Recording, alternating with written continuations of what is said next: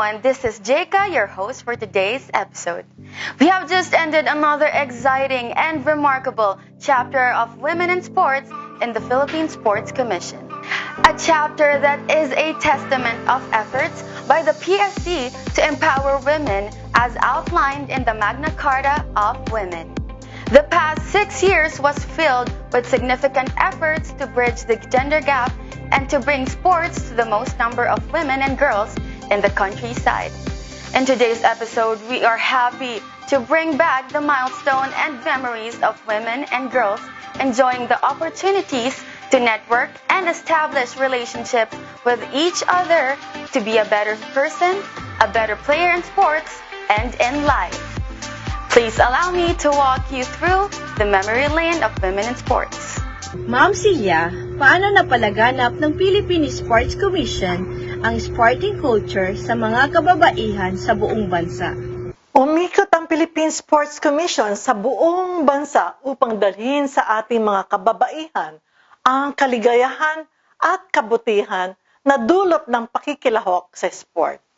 Mahigit 600 na mga nanay, senior citizens at kabataang babae sa Sariaya, Quezon ang masayang naglaro ng mga katutubong laro at nagsumba doon. Higit na 10,000 na mga kababaihan at kabataang babae sa Iligan, Isabela ang sumali sa iba't ibang kompetisyong sport. Isang seminar at fun games para sa mga differently abled na kababaihan ang naganap sa Pasig City taong 2018.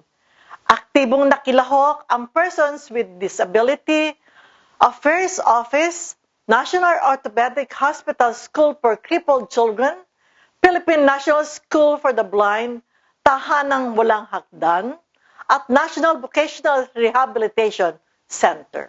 Higit na 4,000 naman ng mga kababaihan at kabataang babae sa San Agustin, Surigao del Sur ang sumali sa iba't ibang sports competitions at fun physical activities.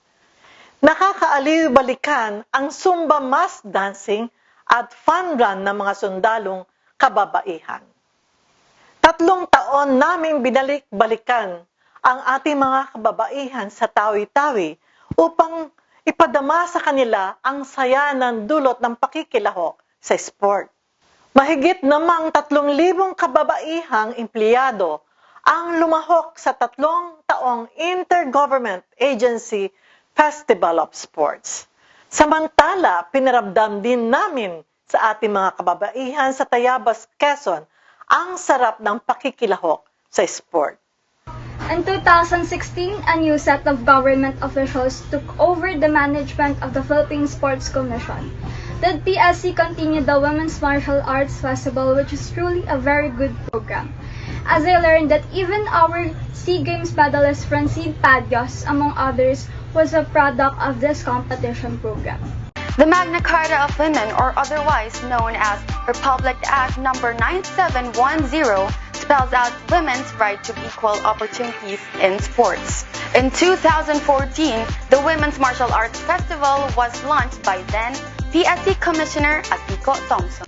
Commissioner, is it true that even at the height of pandemic, you continued the search of Women's Martial Arts Festival? But how did you innovate this activity considering the strict lockdown and stay-at-home protocols during that time? When I assumed as Commissioner Oversight on Women's Sports of the Philippine Sports Commission in 2016, I made sure of the continuity of this very good program. Since 2017, we have reached over 15,000 girls from across the country, getting them actively participating in Martial Arts Festival. We are proud to have made this more dynamic as we continue to create and produce female athletic champions in the national and international competitions. The pandemic has not stopped the conduct of Women's Martial Arts Festival. Sa katunayan, ang masayang paligsahang ito ang kauna-unahang digital o online competition sa ating bansa. Sa kalagitnaan ng pandemic, upang maibsan ang mga lungkot at anxiety ng mga manlalarong kababaihan. Isinagawa namin ang kauna-unahang kompetisyon na online. Panoorin natin ito.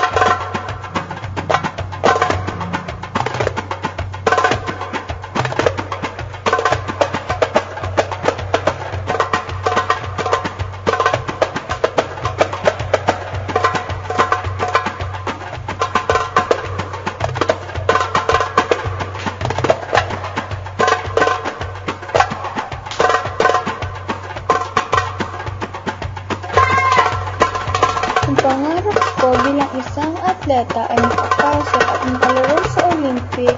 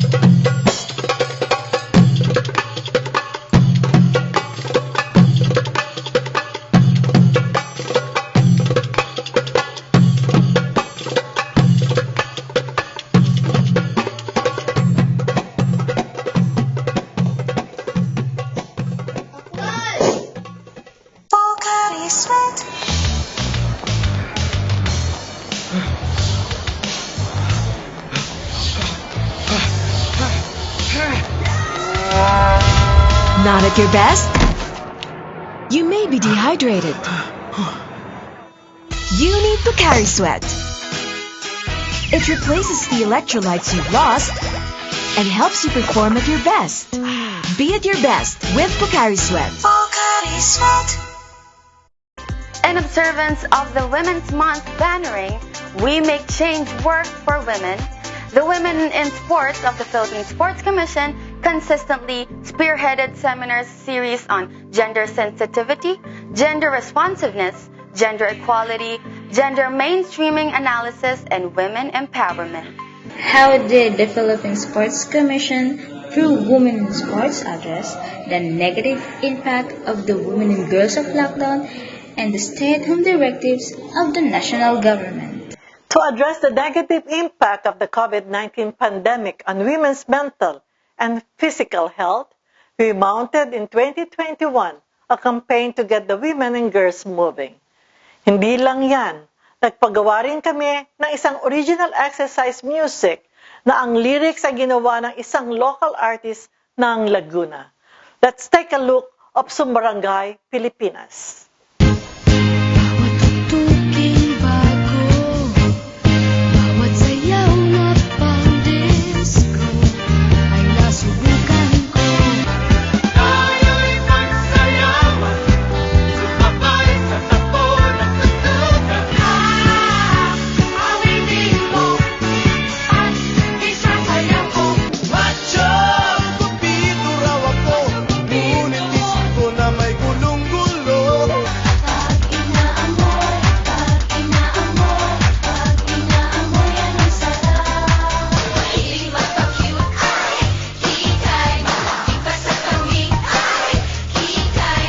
Ang tayo'y mag-8-8 Ocho, ocho, ocho, ocho na. Galing kong gumalaw, galing kong sumayaw, galing kong gumalaw, galing kong sumayaw, bibong-bibo gumalaw.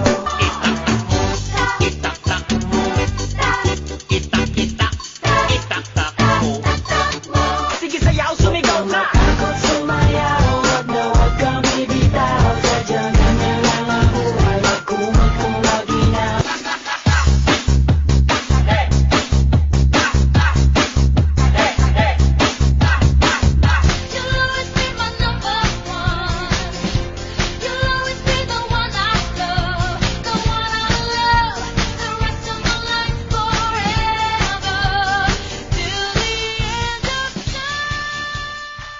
It is nostalgic, yet fun to reminisce the many original Pinoy music that throughout the years have truly made everyone dance and sweat it out for fitness and exercise. Around 2010, Zumba was introduced to the Philippines as a form of workout, a fun way to exercise. Fitness centers, schools, parks, offices. Zumba sessions were held almost every corner of the barangays. The Philippine Sports Commission brought this mass Zumba dancing to many places as well, to the delight of women and girls from all walks of life. We heal as one with kindness. We heal as one. A major turn of event in 2020 has totally changed this landscape of mass dancing. Community quarantine is hereby imposed in the entire of Metro Manila.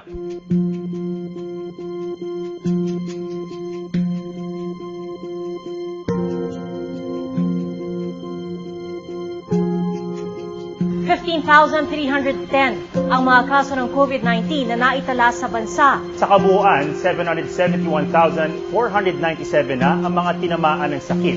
The COVID-19 pandemic has stopped the way we used to keep our fitness. After more than a year, this pandemic is taking a heavy toll on emotional and mental health. The unprecedented increase in the number of people who feel depressed and anxious must be addressed. At this point, the Philippine Sports Commission would like to encourage everyone to do solo exercise workout through dancing inside the homes. Because music, sound frequencies, and rhythm have therapeutic ability to treat physical and psychological issues brought about by the pandemic. With us today is the chairman of the Philippine Sports Commission, William I. Ramirez, to welcome everyone to this new world of solo dancing. Good morning.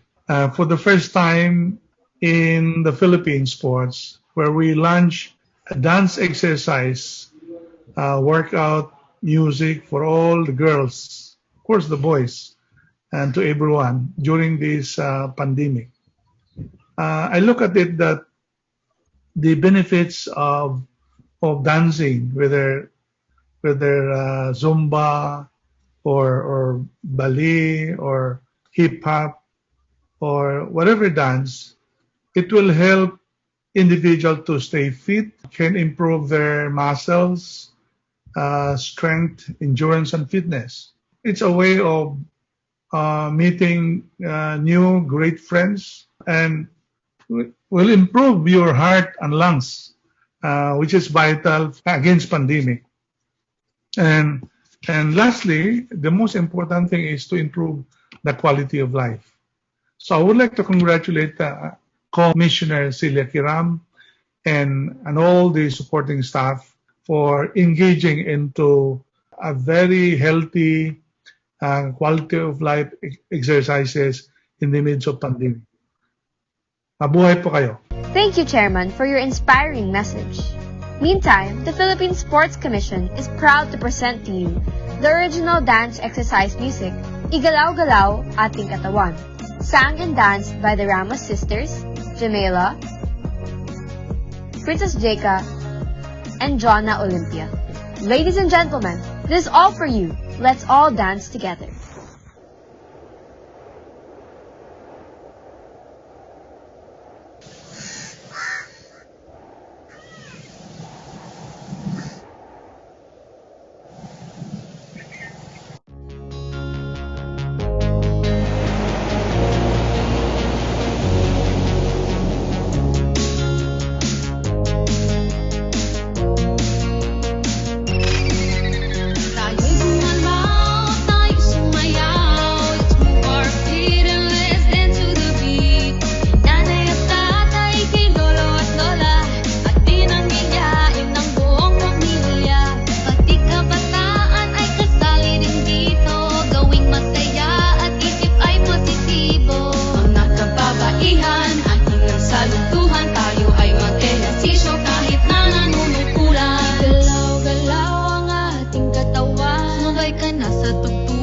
at mag-focus ka lang. Huwag isipin ng tao nakapaligid sa'yo.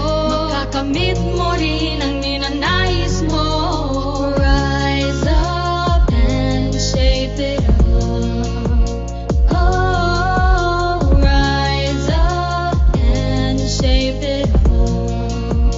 Oh, sige sumayaw ka, sige gumalaw ka, sige gumalaw ka, sige sumayaw ka. Kalimutan ang mga problema, sige sumayaw ka, sige gumalaw ka, sige gumalaw ka, sige sumayaw ka. Kalimutan ang mga problema, sige sumayaw ka, sige gumalaw ka, sige gumalaw ka, sige sumayaw ka. Kalimutan ang mga problema, sige sumayaw ka, sige gumalaw ka, sige gumalaw ka, sige sumayaw ka. Kalimutan ang mga problema. Tayo na magsama-sama, kalimutan na natin ang mga problema. Takbo ng todo ang iyong katawan, sa kanan kaliwa iyong sundan ang galaw. Tayo na magsama-sama, buong barangay ay nagkakaisa. Luzon, Visayas at Mindanao, sumabay sa tutugan at tayo'y sumigaw. Tayo'y gumalaw, tayo'y sumayaw. Let's move our feet and let's dance to the beat. Nanay at tatay, kay lolo at lola, at di nang hiyain ng buong pamilya. Pati kabataan ay kasali din dito, gawing masaya at isip ay positibo. Mga kababaihan, ating nagsaluntuhan, tayo ay mag-ehersisyo kahit na nanunungkulan. Galaw-galaw ang ating katawan, sumabay ka na sa tugtugan at mag-focus ka lang. Huwag isipin ng taong nakapaligid sa'yo, makakamit mo rin ang ninanais mo. Rise up and shape it up. Oh, rise up and shape it up. Oh, sige sumayaw ka, sige gumalaw ka, sige gumalaw ka, sige sumayaw ka. Kalimutan ang mga problema, sige sumayaw ka, sige gumalaw ka, sige gumalaw ka, sige sumayaw ka. Kalimutan ang mga problema, sige sumayaw ka, sige gumalaw ka, sige gumalaw ka, sige sumayaw ka. Kalimutan ang mga problema, sige sumayaw ka, sige gumalaw ka, sige gumalaw ka, sige sumayaw ka. Kalimutan ang mga problema. Tayo na magsama-sama, kalimutan na natin ang mga problema. Takbo ng todo ang iyong katawan, sa kanan kaliwa iyong sundan ang galaw. Tayo na magsama-sama, buong barangay ay nagkakaisa. Luzon, Visayas at Mindanao, sumabay sa tutugan at tayo'y sumigaw. Salamat po sa PSC sa utak ng paggawa ng ganitong timpala. Napakalaking opportunity po na makapasok ako. Una po, hindi ko ina-expect kasi after 12 years, nakasayaw po ulit ako. Sa mga kabataan po na nawawalan ng pag-asa sa mga ganyang events, huwag po kayo mawalan ng pag-asa. Maraming opportunity papasok sa inyo. Sayaw lang ng sayaw. At do your best. Very happy and honored to be here in this program. I want to thank PSC for giving me such an amazing opportunity to showcase my talents, and my family and friends who can come all the way here just to watch me and support me. And to all the young girls out there, keep dancing your heart out. There's always a dancer in us. Just believe. Thank you. Yung exercise, yan po ang the best health sa atin. Like for me, isa po ako sa sample kasi I'm a PWD po, na-operan po ako sa heart last year. So, hindi po ako nawala ng pag-asa. So, with the help of our Almighty God, and my talent, of course, ayoko pong itigil to kasi pag once natigil ko po ito, wala na pong pag-asa. Ang pagsasayaw, kahit saang lugar, Luzon, Visayas, Mindanao, kahit nakatira kayo man sa sulok ng Pilipinas, exercise, pagsasayaw, galaw-galaw ang ating katawan. Guys, believe me, nandoon ang ngiti at saya pag nandito kayo sa larangan ng galaw-galaw at pagsasayaw. Paano kami mga bata at kabataan naman, Commissioner? Gumawa ang Women's Sports and Philippine Sports Commission ng isang plataforma upang mapalawak ang kaalaman at karunungan sa sport ng mga kabataan at kababaihan. Mahigit 50 na serye ng K-Isport ang nahihatid namin sa inyo sa panahon ng pandemic. Ang aking kwento ngayon ay tungkol sa kasaysayan ng bisikleta. Ang unang bisikleta na may 2 gulong ay tinatawag na dandy horse o wooden racing. Ito ay pinangalan sa inventor nito noong 1817. Alam niyo ba, ang track and field o athletics ang isa sa mga naunang sports? Ito ay madalas ganapin kasabay ng mga religious festivals tulad ng palarong olimpiko ng sinaunang Greece. Ang aking ibabahaging kwento sa inyo ngayon ay ang nakakawiling kaalaman tungkol sa balangay. Ang balangay ay ang pangkalahatang termino sa maraming uri ng tradisyonal na mga bangka sa iba't ibang mga pangkat etniko sa Pilipinas. Alam niyo ba na si William Morgan ang nag-imbento ng larong volleyball? Una niyang itong tinawag na mintonet. Ang mga kauna-unahang mga laro ng beach volleyball ay naganap noong 1915 sa Waikiki Beaches, windsurfing. Isang sport na pinagsama ang mga aspeto ng paglalayag at pag-surf gamit ang sailboard, leadership. Alam niyo ba na ang aktwal na etimolohiya ng salitang leadership ay moderno? Ang unang kilalang paggamit ito ay nagsimula pa noong 1821. Ang aking ibabahaging kwento sa inyo ngayon ay tungkol sa isa sa pinakapaboritong sports nating mga Pilipino. Ito ay ang boxing. Alam niyo ba na ang boxing...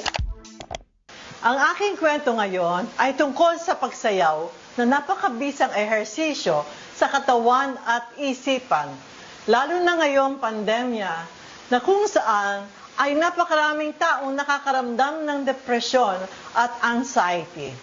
Alam niyo ba na ang judo ay isang martial arts na isinilang sa Japan? Ito ngayon ay sports na nakasali sa Olympic Games. Ang arnis na kilala rin sa tawag na kali or eskrima ay isang tradisyonal na martial arts ng Pilipinas. Alam niyo ba na ang arnis ay national martial art at sport ng Pilipinas? Alam niyo ba na ang karate-do ay nangangahulugang the way of the empty hand, na ang mga nagsasanay nito ay hindi gumagamit ng sandata? Ang aking babahaging kwento sa inyo ngayon ay ang mga nakakawiling kaalaman tungkol sa United Nations International Day of Rural Women, kung saan ipinagdiriwang at pinararangalan ang mga kababaihan at batang babae na naninirahan sa kanayunan tuwing 15 ng Oktubre bawat taon. Ang National Sports Association. Alam niyo ba na Section 13 ng Republic Act 6847 o Batas na Lumikha sa Philippine Sports Commission, kinikilala nito ang mga National Sports Associations na miyembro ng Philippine Olympic Committee. Alam niyo ba na ang Southeast Asian Games na kilala bilang SEA Games ay isang biennial multi-sports event na ang mga kalahok ay mula sa kasalukuyang 11 bansa ng Southeast Asia. Ang Southeast Asian Games ay dating kilalang Southeast Asian Peninsular Games o SEAP Games. Alam niyo ba na ang sayaw na ballet at ball ay nagmula sa salitang Italiano na ballare? Ibig sabihin ay sumayaw. Ang waltz naman ang pinakamatanda sa kasalukuyang sayaw ng ballroom. Ang mga unang waltze ay isinayaw sa Alemanya at sa Austria noong 13 siglo. Ang play o paglalaro ay nakakatulong sa pag-unlad ng tao at komunidad. Ito ay nakakatulong din sa pagpapalaki ng ating mga imahinasyon. Maliban dito, pinapanatili tayong masaya at malusog. Ating kilalanin ang mga ilang kababaihang atleta na nagtagumpay sa larangan ng sport. Kilalanan natin si Nancy Elizabeth Lieberman. Diyan nagwawakas ang kwento tungkol sa pinakamatandang nangungunang atleta sa mundo. Muli, ito ang inyong Commissioner Kiram na walang sawang maghahatid ng kwentong kababaihan, kwento para sa kaalaman at karunungan sa sport. We notice that excellence in elite sports in the Philippines is adequately incentivized. May mga batas na rin na nagbibigay ng incentive at awards sa mga nanalo sa Olympics, SEA Games, Asian Games at iba pang international sports. Paano naman ang mga nag-excel sa grassroots sports? Naglunsad ang PSC Women's Sports na isang awards platform sa grassroots sports na tinatawag nating Gintong Gawad. Ito ang kauna-unahang award system sa grassroots ng Philippine Sports Commission. Panoorin natin ito.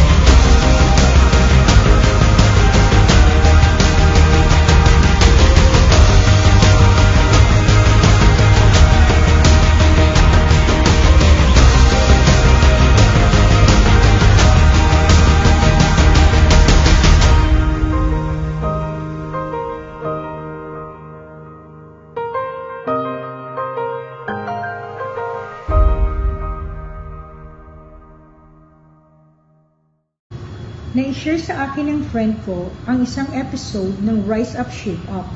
At sobra akong na-amaze sa content ng episode na kung saan pinag-uusapan ang Magna Carta of Women in Sport. Kailan niyo ba sinimula ng show at kamusta na ito? Sa gitna ng pandemic noong October 2020, nag-launch kami ng isang weekly digital show upang maipagpatuloy ang aming campaign na hikayatin laging maging malakas ang katawan at isipan ng ating mga kababaihan. Mula nang ito'y itinatag na kapag produce kami ng 72 episodes na nakaka-inspire at nakakapagbigay impormasyon sa publiko. We have just brought you snippets of what the Philippine Sports Commission have done and shared for women in sports for the past 6 years. As we close the curtains of this chapter, may we continue to empower more and more women and girls to get into sports and to practice lifelong healthy habits. Maraming salamat, Commissioner Celia Kiram, sa panahong ginugol mo ang iyong buong puso sa ikabubuti ng mga kababaihan sa pamamagitan ng sports. Time is up for Rise Up, Shape Up. Thank you everyone for your support. Rise Up, Shape Up is brought to you by the Philippine Sports Commission, Women in Sports. Again, this is your host, Jeka. Have a marvelous day, everyone.